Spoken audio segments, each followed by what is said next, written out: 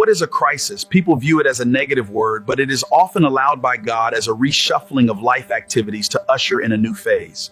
The whole world today is talking about global crisis. The real crisis in the world today is globalization. Historically, when a country had an economic problem, it was simply that country's problem. If economic conditions in one country fall apart, it didn't affect other nations. But today, because the whole world is so interdependent, when something happens in any country, it affects all the countries. Crisis is any situation, circumstance, or condition that affects your environment and your life over which you have no control.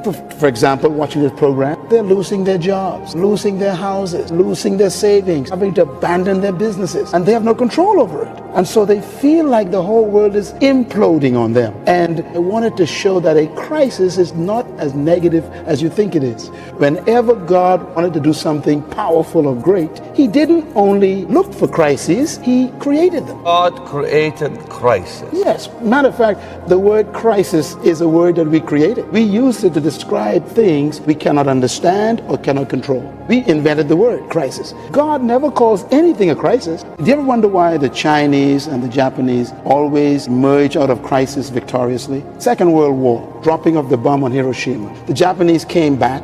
They came out of ashes and became the most powerful exporters of technology and cars to America. Why? Every city you go into, you'll find that the Chinese always end up owning a business. Why? Because in the Japanese language and the Chinese language, there's no word for crisis. Really? As a matter of fact, the word for crisis in the Japanese language is the word opportunity.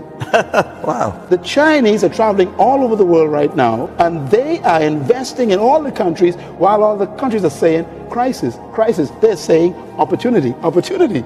So we're to change our mentality. Absolutely. And like what Jesus said, when they told Jesus, Lazarus is dead, He says, he's asleep. Whatever you call a thing, that's what it is to you. They say he's dead. Christ says he's asleep. What's the difference? If I say a person is dead, that means I cannot awake them. But if I say they are asleep, I can awake them. This crisis you're going through right now is simply asleep.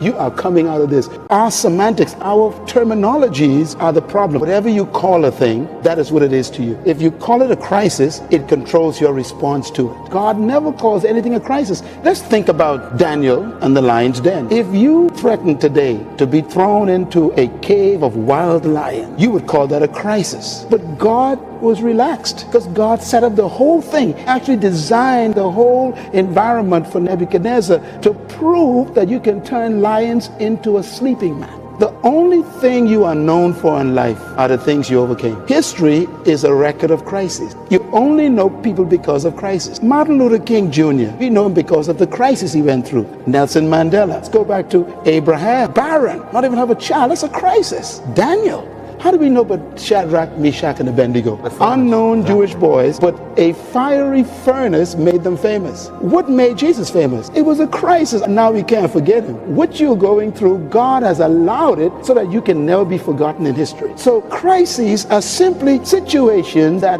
either God created or God allows to prove that He is bigger than circumstances and to also make sure that history can't forget you.